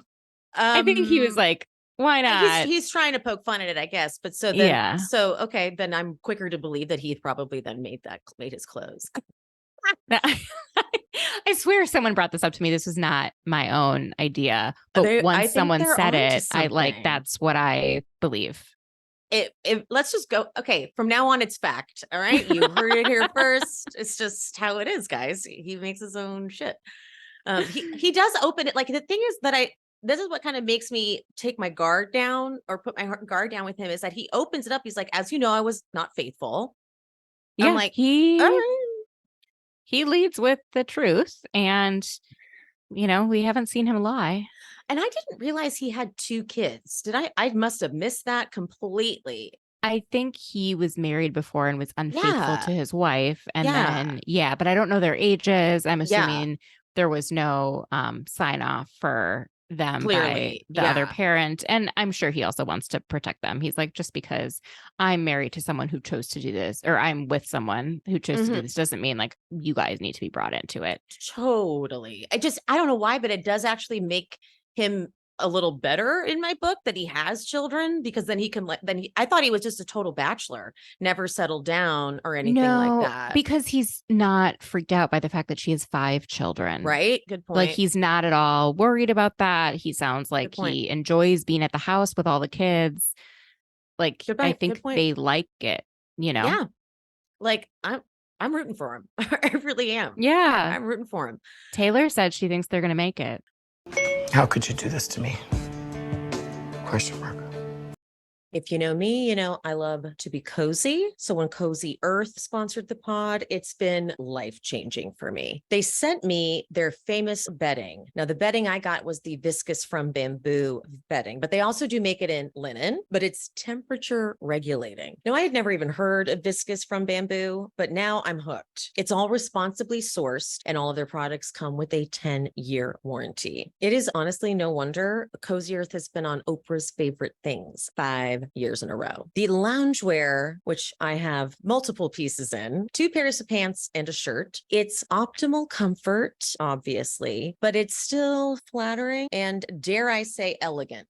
Like I will wear them to dinner. I'll wear those cozy pants to dinner. I don't care. The best part about this sponsor is they offer listeners 35% off with my code. I've used my own code too many times because I want everything on there. So Cozy Earth has provided an exclusive offer for you guys, my listeners today, up to 35% off site-wide when you use the code She Speaks. Take advantage of this amazing discount, you guys. 35% off. Use code She Speaks. CozyEarth.com. Okay, there are 3 they get to Mexico. There are only 3 rooms, so they all like automatically pair up. But poor Heather is left like, can I join you guys? I felt That was bad. sad. I know. That was kind of sad. I don't like that. But Gina was nice. Gina's like, come with us. Come with us. Yes, exactly. The So- suites are epic though. When they said they were sharing rooms, I don't know why in my head, when they say rooms, I'm imagining like a room I would get, like a room. This is like an apartment. This is like a mansion. Fun fact, this is the same resort where Sheena Shea got married. This past season? Yes. Of course. What other season would have been? Oh my God. In Playa del Carmen. So I'm assuming that the same production company that makes sense. has a relationship. But the thing is that the rooms. Is that Evolution? Yeah, I think so. Mm-hmm. The rooms that the Vanderpump cast got, and I think actually they paid for the rooms because it was a wedding. Yeah. Which is a whole Katie's like, I paid for it. I'm still going, which is exactly what's going to happen to all of Carl and Lindsay's guests in November. Because they apparently, allegedly, I'm glad you brought this up. Actually, cannot get their refunds for the rooms. See, so I heard this from a couple people. Did you see that some couple people try to call to get the refund, and they were told the event hasn't been canceled yet, so we can't refund you. Oh, I didn't see that. that. Okay, yeah. So I've heard that from a couple people, and it was, I think, Bravo Babe posted it in her stories saying that it's like a thing. The wedding is technically still set for November. So what I saw on Dumois just before getting on here was that, and I don't know that I believe this because I don't either. Crap everywhere, but that like he was cheating and unfaithful, and the side chick may have had a pregnancy scare. And then he knew he had to end it with Lindsay, but waited until like after a certain date where people couldn't get refunds because he would still get his like kickbacks from the. But would he really get that from the resort, or is that like a production? I don't know. Yeah, that none of that really. It just sounds so salacious. It's like when Rachel being pregnant thing came out, and like it sounds so fun that everyone wants to jump on it, but I'm like, it just doesn't feel like that's a listen, should we put anything past anyone? No, because we've seen it all. It just doesn't feel accurate. Like I'm sure that they were getting some kind of sponsorship of some kind for the wedding, because like you're not smart if you're not doing that and you're somewhat of a celebrity, right? But I can't imagine his kickbacks, like he would let these people not get refunds and take their money so he could take their money. Like that's an evil thing to do. I don't think he's evil. This is his family. I think he's a deeply flawed person, just like everyone else. And I think his mom and his stepdad were really realizing, I don't know when they came to this realization, because they seem to be totally on board with the relationship when we saw last summer, but now they are not totally on board and they have a lot of questions. And I think he's listening to his mom and like, wow, this probably isn't the right move for me. And it's going to be really hard. And I don't know how this is going to go.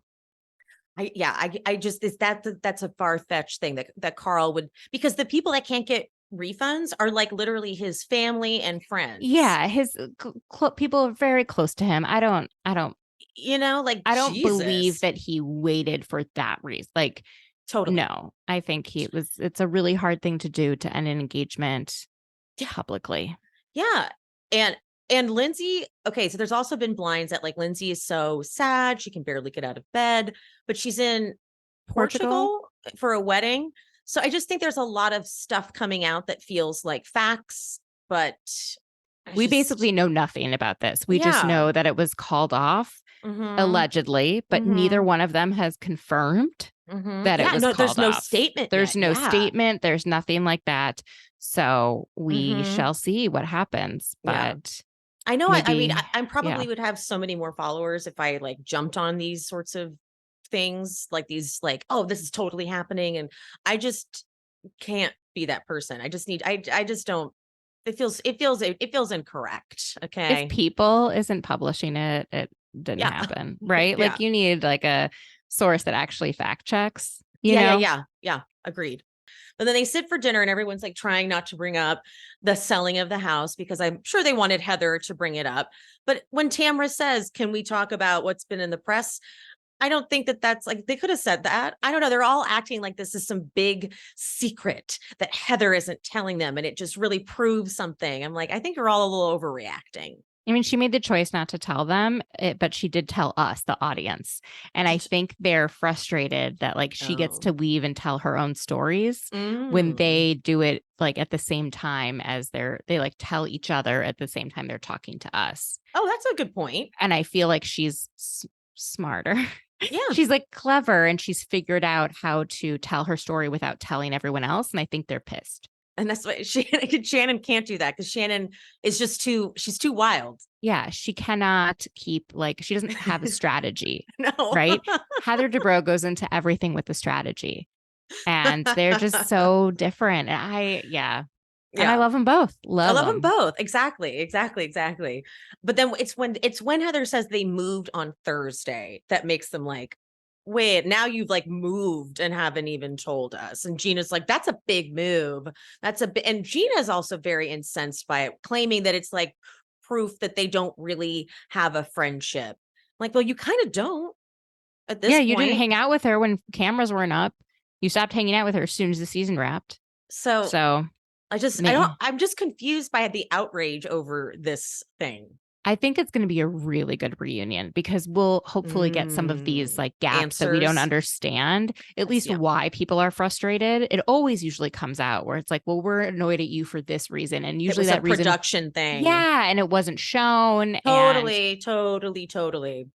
Mm-hmm. So I'm waiting to understand like exactly what's been going on and why they're so frustrated. There's such a hole in this where it's like we're missing like this big chunk of info that would make it make sense for us. I feel like that about Lindsay Hubbard. I feel like there's so many people that don't like her and I don't know why. I think there's a reason, but we don't know. And all I said last season, I'm like, what is like, we're not getting some information. We're not getting some information. Very vital. Now, I don't think that's an excuse to behave a certain way towards her, but there is something that we're missing, you know. Exactly.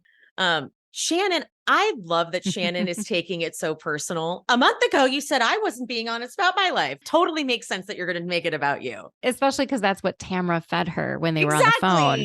She literally says whatever Tamra tells her.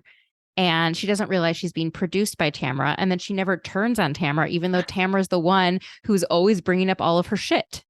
It's literally always Tamra's fault. Tamra makes it Heather's. By Tamra. And then Tamra makes it Heather's fault. Yes. Tamra's so good at this. And Shannon can be produced by not everyone, but certainly by Tamra. Oh, certainly. But Shannon is unaware that that's what's happening. Exactly. It's wild. It's genius. It's crazy to watch because it's like every single episode, Tamra is shit talking your relationship, and every single episode, you're blaming it on Heather. So it's like the perfect crime that Tamra is committing. It's like happening on camera too. We're watching and then you yourself are stating all of the problems in your relationship, and then being like, "Are we going to have enough money? His son hates me." Like normal problems that people have that paralyze me. Normal people are not like, oh, my partner's son hates me. Like that is a bit extreme.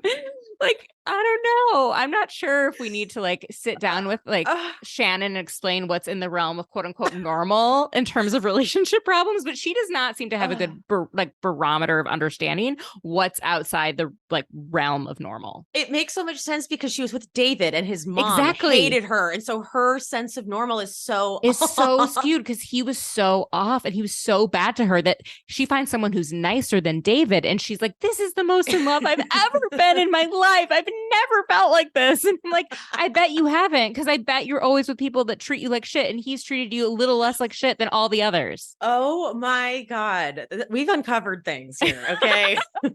Because you're right. She keeps saying normal problems. This is not normal, Shannon. It is not. I'm sorry. It's just not. Like his children hate me. That's normal stuff. Okay. I talked about this on my podcast. So like my dad got remarried 3 years ago, and I cannot imagine him bringing someone that I truly despised and then like it going well. Like it wouldn't, you know?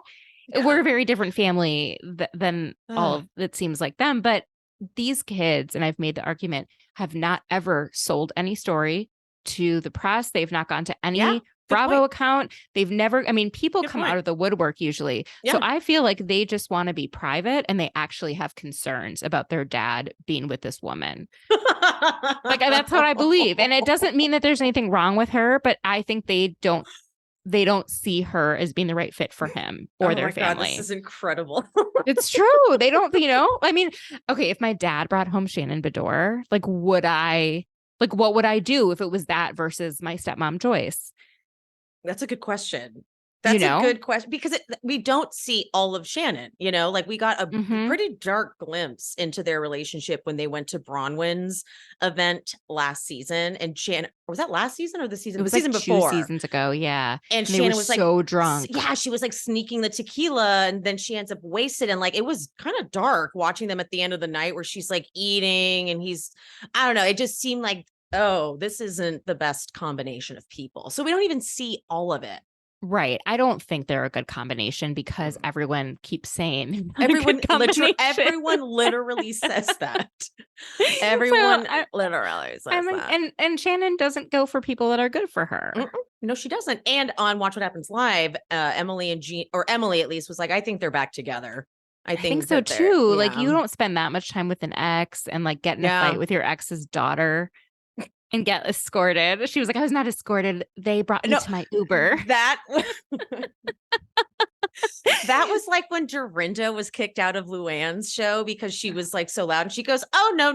They always do that for me. They just get me a car. I'm like, no, lady, you were literally escorted out. Then she changed it. Then she was like, I was sick, actually. So they wanted me to leave. I'm like, no, girl. We all saw it. It's okay. You were like screaming. You were screaming throughout like the Giovanni. Like, come in real life, like not as a joke. Okay.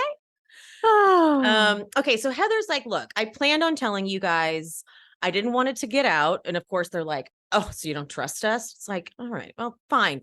I'll let you guys have that. But she's like, I plan on sharing it here. And I'm like, that makes sense. It's not like she was going to keep it a secret. It's in the media. I do think she leaked it to the media. Oh, that's right. You said that at the beginning. Would all play out. Yeah. I don't know why.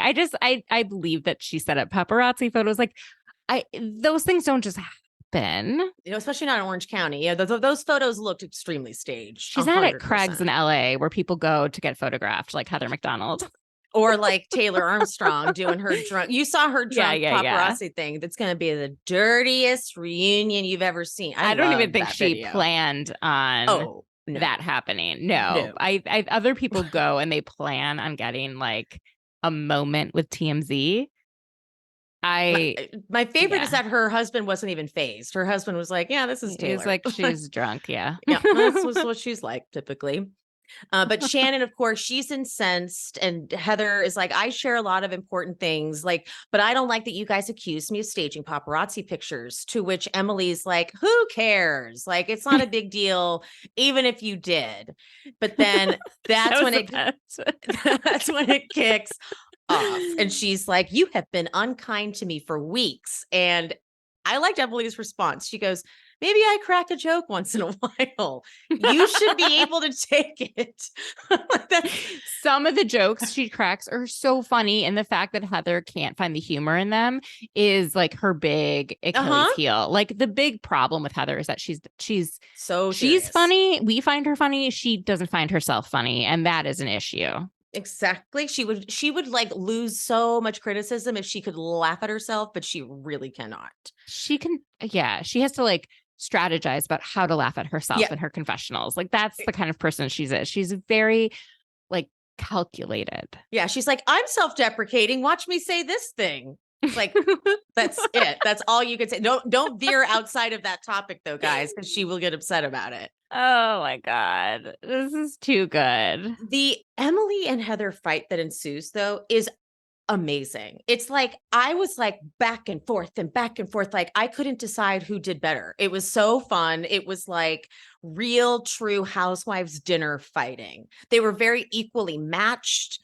And I like so Emily goes, Emily asked if it was okay when I walked away and you said, just eat your food, which clearly Tamra told Emily that Heather said. And Heather goes, well, you were tossing your caviar this way. And she's like, I was handing it to Tamra. Then you had a piece of cucumber hanging out of your mouth like a fruit roll up.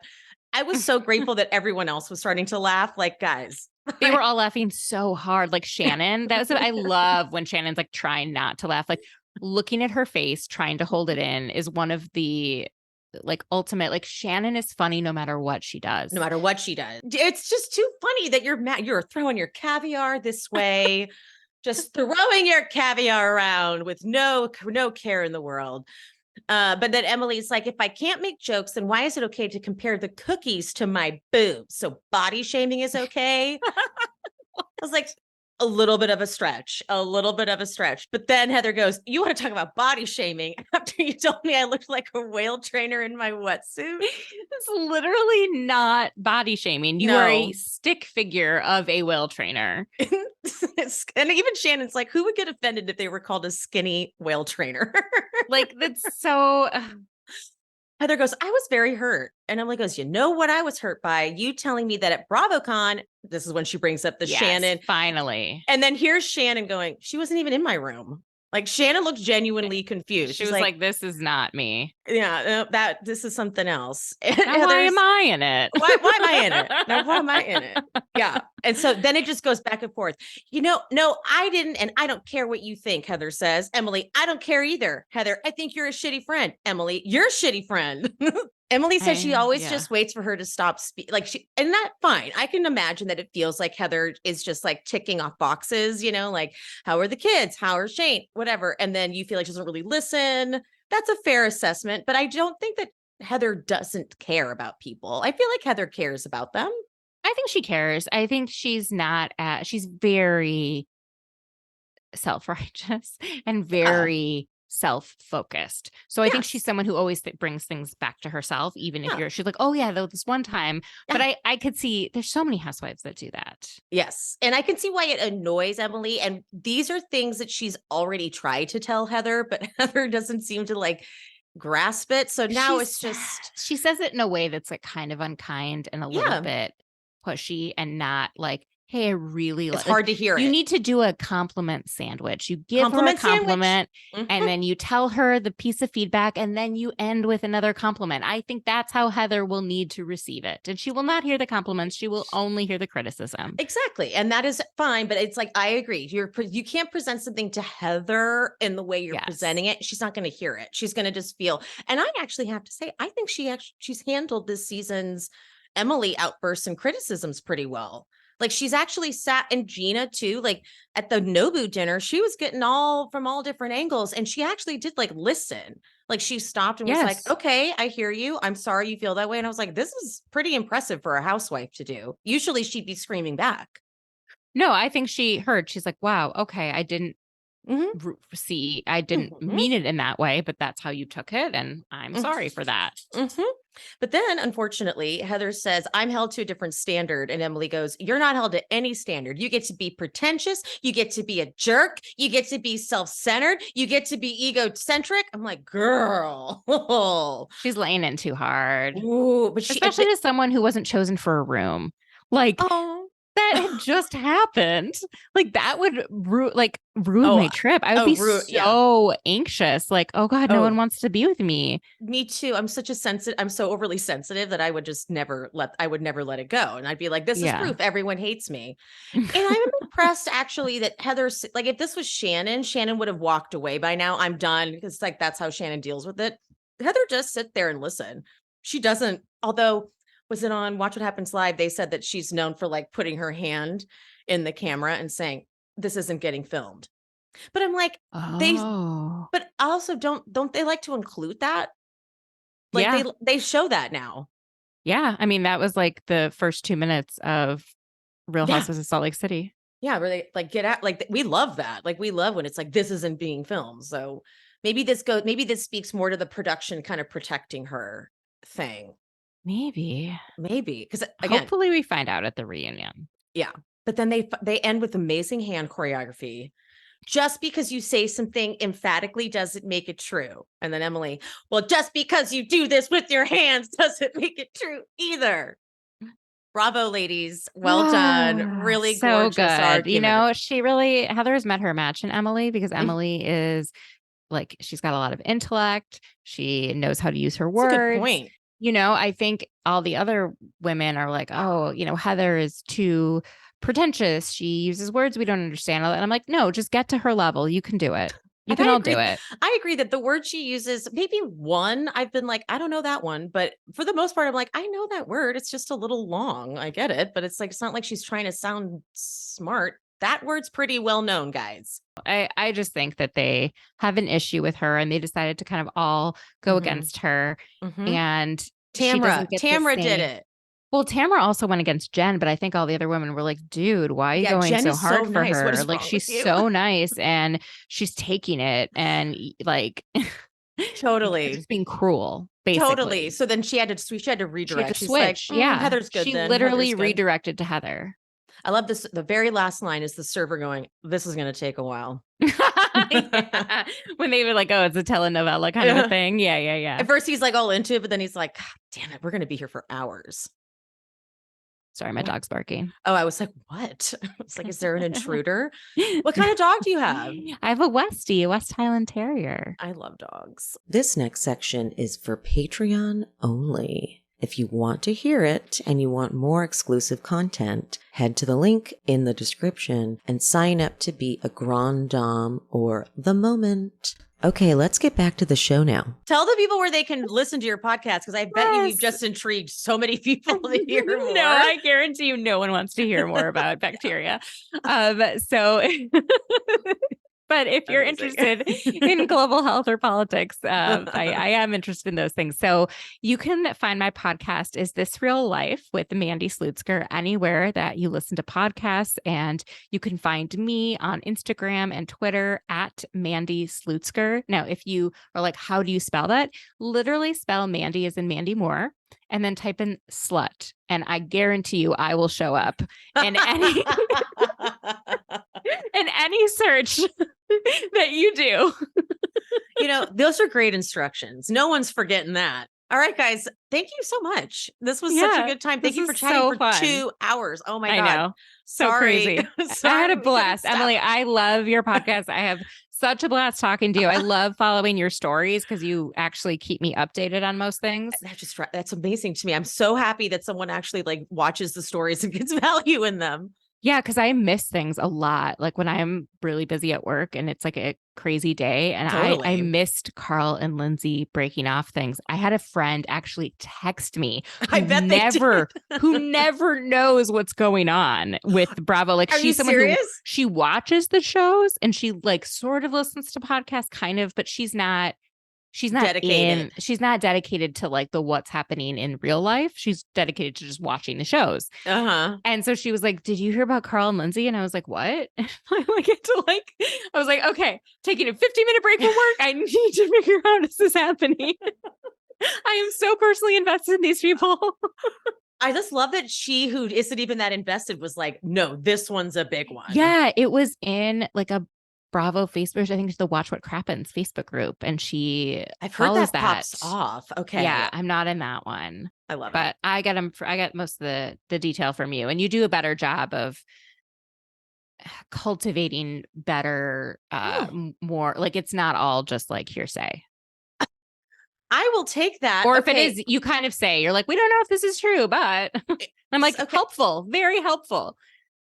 Thank you. I try to have integrity when I post my shit. I didn't know if anyone even noticed it. I try not to be like, well, because some accounts will post just anything, just because they're saying it's not my job to fact check. Like I'm not getting paid for this. I am not a journalist. I'm just posting what I see and what I hear, and that's fine if people want to do that. But I feel like you take it a little more seriously, and I appreciate that because I want to know what's not just rumored, but what's actually okay, there may be some teeth behind it. you know? And I think because I'm so gullible, I try to keep it like more realistic, because I'm someone who, if someone tells me something like it's fact, I'm like, it's fact. I don't like Oh, I think question things through. So everything. I have to always stop myself before I share something and be like, hold on, is it true? Because I'm so fucking gullible that someone could have told me something that was so clearly a joke. And I'm like, did you? And it's like, I have to check myself a lot. I find myself always being like, but why would they do that? Can we Uh-huh. come up with a reason? I Mhm. know everyone wants to be angry at this person, but let's think Yes. through like what Yes. they might be. And my best example, and I say this, people are so tired of me saying this. When people got mad at Lisa Barlow for donating to Ted Cruz, Yep. I was like, you are not fully comprehending what she was doing at this time. She donated only during the month of April in 2016. If you think back, what was happening during the primaries in April of 2016? Ted Cruz was the last man standing against Donald Trump. And so she's a Republican, and she's clearly a never Trumper Republican. So she, never having donated to Ted Cruz before or since, decided to donate to the candidate that was not Donald Trump. So that made sense to me. It makes sense that she's a Republican. She lives in Utah. There are housewives who are Republican. And this makes sense why she donated to this man. She's not donating to his Senate campaign, right? It was only to his presidential campaign. And everyone was just like, and she says she's this and and I'm like, oh my God, if you're annoyed with her for saying that she's an LGBTQ, like, you know, ally, fine. And she gave money to someone who's not, fine. But like, don't say that she is some, like, try and look at the context here. Part of me thinks that people get excited to like uncover something. Like I think the first. one that upset me the most was when people started trying to make it seem like celebrities were doing something illegal or scandalous by taking out PPP loans. Oh yeah, we talked about this. I Yes. was like, no. They are following the rules. They are eligible. Look at how much money they got. Was it $20,000 or was it $20 million? Like, come on now. This is not like the kind of corporation that's taking money that it doesn't need and like scamming the government. That's a good point. I remember when you talked about that, because you actually kind of, when you explained it like that, it made sense. Like these people, especially like influencers, they have people to pay if they have a whole, like They look at do. Sai on Roni, you know, And she has a whole staff of people. Every single person in March of 2020 and April of 2020 was told by their financial planners, by the government, by their banks, hey, you should get on this and you should apply for this because we don't know how long you're not going to be in business. We don't know what's happening. There's so much uncertainty. And so people were following advice and they were following the law and they applied and they got the money. And that is not any sort of scandal. It's so true. I just, when it comes to like government type like policy like that, I always kind of, I follow it so closely and I'm just like, no, don't make this seem like it's a scandal. That's actually a good guy, because if anything ever like politically comes up, ask Mandy. Go to Mandy first. Ask for her take on it. I'm not kidding though, because is the government going to shut down on October 1st? I have so many takes on that. Wait, is that a thing? Yeah, the government is going to shut down at some point. I think it's probably going to be January and not October 1st, but yeah, so the federal government has to the end of the fiscal year, September 30th. Okay. And they do not have an agreement on funding the government for the next fiscal year. So if they cannot come to an agreement, then the government will shut down. That means you can't access any national parks. That means TSA may be affected at airports. That means any federal employees will not be getting paid for the duration of the shutdown. It impacts a lot of people, especially in DC, where so many people actually work for the government and are not political, right? They work for like the U.S. Department of Agriculture. Like they're not political people. This is just because they couldn't agree on funding? Oh, yes. Yes. They're not agreeing at all on funding. There's other aspects of it. There's like abortion stuff. There's transgender stuff. There's like things that are, and it's particularly the Freedom Caucus movement within the Republican Party is kind of holding hostage the Republican Party. And they have a list of demands that was just not possible to meet. So what I think is going to happen is like September 29th, September 30th, they're going to get together. They're going to pass what is called a continuing resolution, which will fund the government for another couple of months till Christmas. And then they'll shut down. That's what I think is going to happen. But most of the staffers on the Hill that Shit. I know are preparing for going at least 1 to 2 months without pay. Oh, 1 to 2 months with the government shutdown is going to cause so much havoc. The last one lasted about 3 weeks, and that was in 2013. Right? Okay. Yeah. Yeah. I was going to say this happened once before. Dude. It's happened a lot before and like throughout history, but the one that I was present for and remember closely was in 2013. That was like, you could talk about politics all day. I feel like I'm just like, I am enjoying. I was like, say more things that makes Yeah. are smart. Congress is such a mess. They're just so messed up. You know, the fact that, Damn. yeah, they're all like holding out really hard. That is so fucked up. And because the Republicans control the House and the Democrats barely control the Senate, like they have to get like the House passes a budget and the Senate passes a budget, and they pass like individual bills. So like, how much are we going to give to foreign assistance? How much are we giving to labor, health, and human services? How much to Department of Defense? Like all of that. And then they have to conference. They come together and figure out, okay, you've got this and we've got this. Where are we going to meet? Are we going to meet in the middle? Are we going to go with that number? We can go with that number. Like which, you know, and they are not able to conference because they disagree on the overall numbers so much. Wonderful. Yeah, even though in June, you probably remember that like the whole economy was going to blow up because we were going to go off the fiscal cliff. As a result of the debt ceiling negotiations, we passed what's called the Fiscal Responsibility Act, which the White House helped negotiate, which said that like there are caps on funding for the next 2 fiscal years. So we've already kind of agreed on what the funding caps are, but I think the House Republicans want to go even steps further. Wonderful. So there is a wing of the Republican Party that is kind of holding the speaker and everyone else sort of hostage. And he does, you know, if he wants to actually pass something, they would have to get enough Dems to set, like it's, which is what's going to have to happen to actually end a shutdown. God damn it. I would put like Vegas money on the fact that a shutdown is happening. Okay. Like, Where do we place that bet? Mandy just gave us a pro tip, guys. I know nothing about actually where to bet. This is just flawed. Yeah. Very government flawed. is beyond flawed. If you ever want to have a podcast just about how the government works, at least certain aspects of it. Like maybe I would for like a Patreon episode. Like sure, I can talk about the budget process because as much as I'm sure many people are like, I don't care at all, but I love this. I love how just you explain it so well. I'm like, all right, well, it is crazy. And so like when I watch Housewives, like yeah, they're dramatic, but like nothing is more dramatic than Congress. Yeah. and you often say that, but like even just what you just explained, I'm like, dude, It's the drama insane. that's going on in there right now, like the behind the scenes drama, the way they're all fighting, I'm sure. Ooh. There is one senator that has for the last, I think 5 months, maybe longer, maybe more, been holding up any nominations, retirements, anything for the entire military. The entire military. Okay.